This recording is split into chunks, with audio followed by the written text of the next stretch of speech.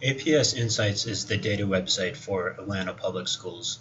Today I'm going to show you how you can use APS Insights to better understand your school. We'll start by going to the school profile.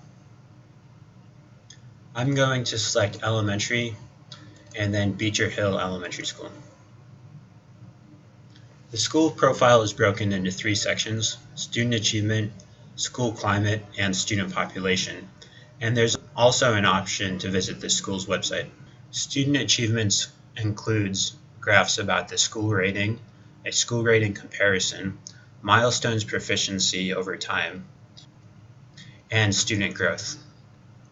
For school rating, I can read that CCRPI is the state school rating system, and that Beecher had an average CCRPI of 74.5 over the past 3 years, which I can also see on this graph compared to the district and state averages. Each graph is interactive, and I can view data for different years. If I want to know more about the CCRPI, I can hover over this blue info button to learn a little bit more, or click here for more details. I can also hover over this info button to learn more about the color coding system. After student achievement, we have the school climate section, which includes information on climate stars, climate survey questions, and attendance. And there's a section describing the student population, including student subgroups, enrollment, and race and ethnicity. If I want additional context beyond district and state averages, I can also select a comparison school.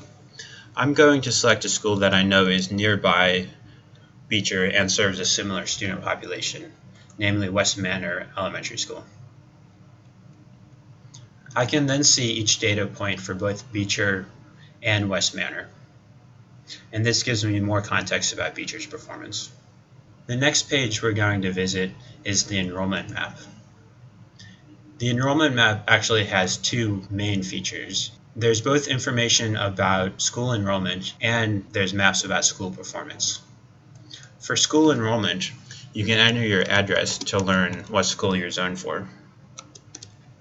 I can see I'm zoned for Toomer Elementary School, and if I switch to middle, that's King Middle School, and for high, it's Jackson High School.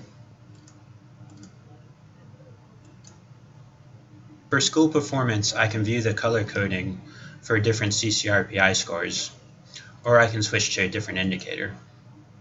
I can also click on a school to see more information in the tooltip.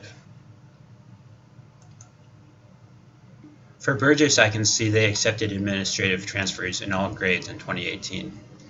I can then scroll down and learn more about administrative transfer, or I could learn more about enrolling in a charter school, a single gender academy, or pre-K. The next page we're going to visit is the school comparison. The school comparison page is new in 2018. The school comparison page has the same data as the school profiles, but it allows you to pick multiple schools and the indicators that you're most interested in, and then view the results as a heat map. I can also switch it to a blue-orange color scale if I have trouble with the red and green colors. This view shows multiple elementary schools in the Jackson cluster and compares them across multiple indicators that I'm interested in and reports their poverty percentages. If I want to know more about a specific indicator, I can hover over it for a definition, or I can scroll down and read the definitions below. The next page we're going to view is the blog. The blog is updated each time there's a new data release from the Georgia Department of Education. You can see that recent blog posts include graduation rates, advanced placement results, and various blogs about the milestones. In addition to scrolling down, you can also select a post based on its category. Milestones Domains is an interesting recent blog post where we graph the distribution of milestones domain scores for each school and highlight the school that the user selected. You can see in this default view, we can see Fickett's milestone math domains.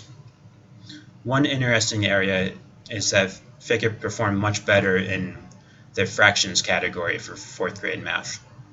This could be useful to that school for planning or for thinking about how they can build on that success in other grades or domains. The blog is also helpful because it includes a narrative that helps explain the data release and the data tools. Notice that visuals on the blogs also have blue info buttons that give you more information. I'd recommend that you subscribe to the blog so you can get an email notification each time we release a new post.